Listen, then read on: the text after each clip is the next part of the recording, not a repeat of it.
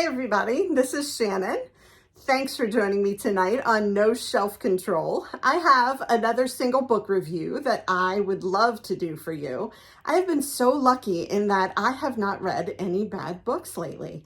There have been a couple that I have some questions about or qualms about, but in general, I have really enjoyed the books that I've been reading. And so it's so much fun to come here and tell you all about them and see if I can get you to read them. So the one that I want to talk about today is called The Many Daughters of Afong Moy, and it is by Jamie Ford, the New York Times bestselling author of Hotel on the Corner of Bitter and Sweet, which I have not read. This is a Read with Jenna book, so Jenna chose this for her book club. And let's see, it was published August 2nd, 2022, so late last year, by Atria Books, and it's 384 pages. And I did give this 5 stars. I really loved this book. So let me tell you what the synopsis says about it. Dorothy Moy breaks her own heart for a living. As Washington's former poet laureate, that's how she describes channeling her dissociative episodes and mental health struggles into her art. But when her 5-year-old daughter exhibits similar behavior and begins remembering things from the lives of their ancestors, Dorothy believes that the past has truly come to haunt her. Fearing that her child is predestined to endure the same debilitating depression that has marked her own life, Dorothy seeks radical help. Through an experimental treatment designed to mitigate inherited trauma, Dorothy intimately connects with past generations of women in her family. Fay Moy, a nurse in China serving with the Flying Tigers. Zoe Moy, a student in England at a famous school with no rules. Lai King Moy, a girl quarantined in San Francisco during a plague epidemic. Greta Moy, a tech executive with a unique dating app. And Afong Moy, the first Chinese woman to set foot in America. As painful recollections affect her present life, Dorothy discovers that trauma isn't the only thing she's inherited. A stranger is searching for her in each time period, a stranger who's loved her through all of her genetic memories. Dorothy endeavors to break the cycle of pain and abandonment, to finally find peace for her daughter and gain the love that has long been waiting, knowing she may pay the ultimate price.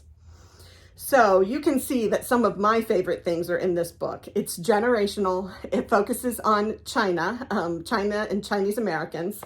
There are mental health issues out the wazoo in this book, and I just loved it. I loved the scientific aspect, this idea that you can inherit trauma, that trauma felt by people in generations before you can affect how you are formed and how you live your life, what your personality is like, basically forms your character. And I'm not sure that that's not true.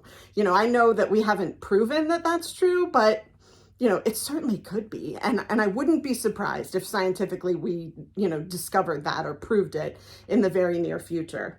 The main character, the protagonist, Dorothy Moy, is married and has a little girl. And as you heard from the synopsis, she is afraid that her little girl is experiencing the same mental health symptoms that she is. Dorothy is a poet laureate. She uses a lot of her pain and mental health issues in her writing, and her husband makes a huge issue of it. This part of the book just royally pissed me off. So he makes fun of her mental health issues. He threatens to take their daughter because of her mental health issues. He basically uses the mental health issues against her in every way possible, as does his mother. And when a rift comes between the two of them, they basically use the mental health issues. He and his mother use the mental health issues to threaten to take her daughter away from her, which is part of how she ends up in this experimental scientific treatment where she can go back to the memories and try to resolve the traumatic instances from the women who came before her in order to heal her own mental health and thereby heal the mental health of her daughter. So just a really cool premise, that's believable enough that you go along with it. And the way the book starts, you just get into the stories of the different women. At first, you don't even know the story of Dorothy, or that she's going to be a character in this book, or that these women's lives are coming to her as trauma. You just meet these different women. You notice that they all have the last name Moy, and of course the book is called The Many Daughters of Afong Moy, but you don't at first know what the connection is going to be between them. I don't think it's a spoiler, but it is a little bit tricky at first to figure out, where are we going with this? I've got all these women, but what's the connection? What's going to happen? And so then you meet Dorothy and you begin to understand. One of the things I really loved about the book is each woman's story is good. Like, it's a good story. So you didn't have some of the stories that you were like, this is a throwaway one. They were all really compelling stories leading up to the trauma that Dorothy experiences.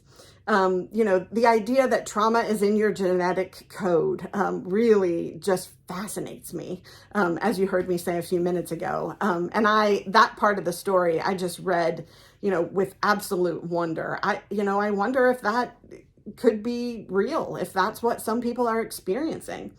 In order to resolve the mental health issues that she has to take advantage of this special service and a special doctor to synthesize these memories and go back and undo that trauma. And, I know that we don't have a way to do that today, but the idea that she could do that in a way that would be both helpful to her and to her daughter was amazing and fascinating to me, and just so hopeful.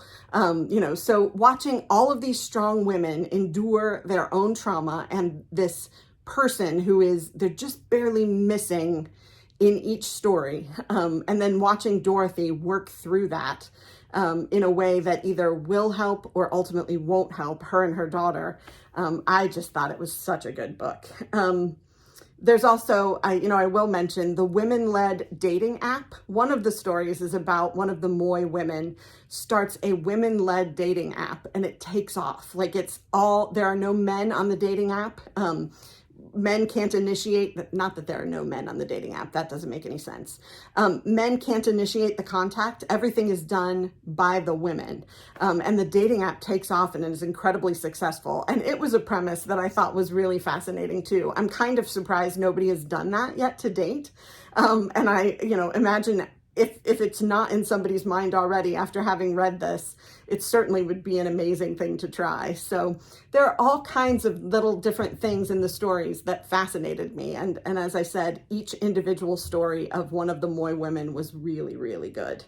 So there's also some gender bending, some queer scenarios where people are questioning their gender, questioning their sexuality. I loved those parts. They were in times in history when that would not have been acceptable, and you see how that works out. Some of the stories are extraordinarily sad, and some of them are, happy, but ultimately each one results in some kind of trauma that Dorothy ultimately has to take care of. So I hope that I've intrigued you about this book. I don't know if I've done it justice, but it is a great story, and a number of great stories that make up an overarching book that I would highly recommend. So 5 stars for The Many Daughters of Afong Moy by Jamie Ford. I would highly recommend that you go out and get it. If you enjoyed this review, please click like and subscribe. I like to know what you like. So if you enjoyed this, it lets me know what to do more of. I do have a gift registry, sort of a wish list at the bottom of each one of my video descriptions. If you're interested in gifting me a book, I would love that. I would have the opportunity to read it, to review it on the channel, and to give you a shout out. So I can't wait to do some more single book reviews in the coming weeks, as well as I will be going through the books that I'm looking forward to each week in April and May.